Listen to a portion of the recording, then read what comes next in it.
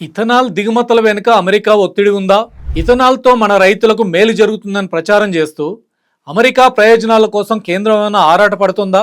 ఇదే ఇప్పుడు సంచలనంగా మారుతున్న అంశం. కేంద్ర ప్రభుత్వం పెట్రోల్ విషయంలో మొదట ఏం చెప్పిందో ఒకసారి గుర్తు చేసుకుందాం. ఇరాన్ అమెరికా ఉద్రిక్తతల వల్ల ఆయిల్ దిగుమతులు కష్టమవుతాయి కాబట్టి ఆయిల్ దిగుమతులు తగ్గించుకోవాలి. పెట్రోల్లో ఇథనాల్ కలపడం వల్ల విదేశీ మారక నిల్వలు ఆదా అవుతాయి.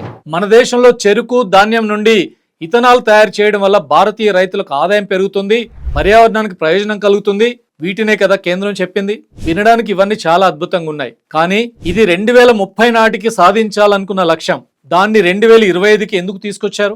అంత అత్యవసర పరిస్థితి దేశంలో ఏమొచ్చింది? అసలు ఈ నిర్ణయం వెనుక మన రైతుల ప్రయోజనాలు ఉన్నాయా లేక ఇంకా ఏదైనా ఉందా? ఇక్కడ ప్రధాన సమస్య 2023 కంటే ముందు తయారైన వాహనాలు. దేశంలో తిరుగుతున్న కోట్లాది వాహనాలు E20 ఇంధనానికి అనుకూలమైనవి కావు. ఇథనాల్ నీటిని త్వరగా పీల్చుకుంటుంది. దీనివల్ల ఫ్యూయల్ ట్యాంకులు తుప్పుపట్టడం, రబ్బర్ గొట్టాలు, పిస్టన్స్ దెబ్బతినడం, ఇంజన్ లైఫ్ తగ్గిపోవడం వంటి జరుగుతున్నాయి. మరి దీనిపై ప్రభుత్వం చేసిన అధ్యయనం ఏముంది? E20 పెట్రోల్ వాడకం వల్ల భారతీయ వాహనాలపై ఎలాంటి దుష్ప్రభావం పడుతుందనే దానిపై ప్రభుత్వం ఎలాంటి అధికారిక సైంటిఫిక్ అధ్యయన నివేదికను ప్రజల ముందు ఉంచలేదు. కనీసం వాహనదారులకు ఆప్షన్ అయినా ఇచ్చారా అంటే అది లేదు.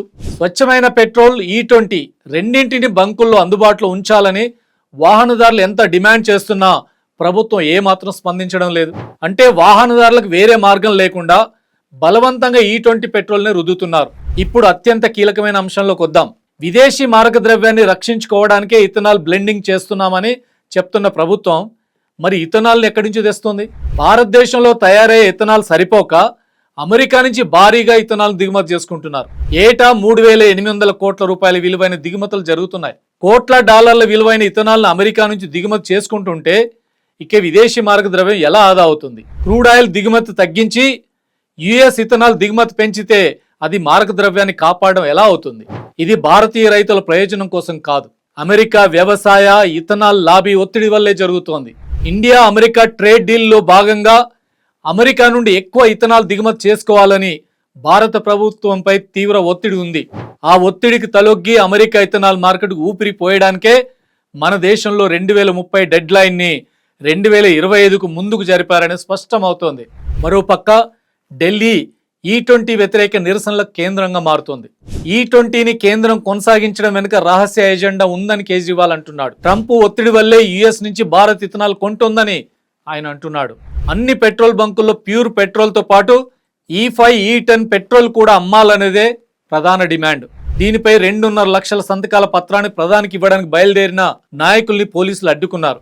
E20 పెట్రోల్తో పాటు వాహనదారులు చాలా ఇబ్బందులు పడుతున్నారని, ప్రభుత్వం వారి గోడు ఎందుకు వినడం లేదని ప్రశ్నిస్తున్నారు. అమెరికాలోని వ్యర్థ ఇథనాల్ను ఇండియాకు దిగుమతి చేస్తున్నారని, దేశ ప్రజలను మోసం చేయడం సరికాదని విమర్శిస్తున్నారు. ఇదంతా చూస్తే రానున్న రోజుల్లో ఇథనాల్ వ్యతిరేక పోరాటం తీవ్రమయ్యేలా కనిపిస్తుంది. మొన్నటికి మొన్న విద్యార్థుల ప్రొటెస్టుల చివరి రోజు కూడా నిరసనకారులు ఇచ్చిన సంకేతం కూడా ఇదే. మరి ఇప్పుడు చెప్పండి, మీ వాహనాలు పాడైతే దానికి బాధ్యత వహించేది ఎవరు?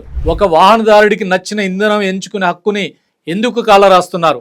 అమెరికా నుంచి ఇథనాల్ దిగుమతులు చేసుకుంటూ స్వదేశీ రైతులకు లాభం అని ప్రచారం చేయడం ఏ రకమైన న్యాయం? ప్రభుత్వం చెబుతున్న మాటలకు జరుగుతున్న వాస్తవాలకు పొంతన లేదు. ఇప్పటికైనా ప్రభుత్వం E20 పెట్రోల్ వల్ల వాహనాలకు జరుగుతున్న నష్టంపై పూర్తి స్థాయి నివేదికని బయట పెట్టాలి.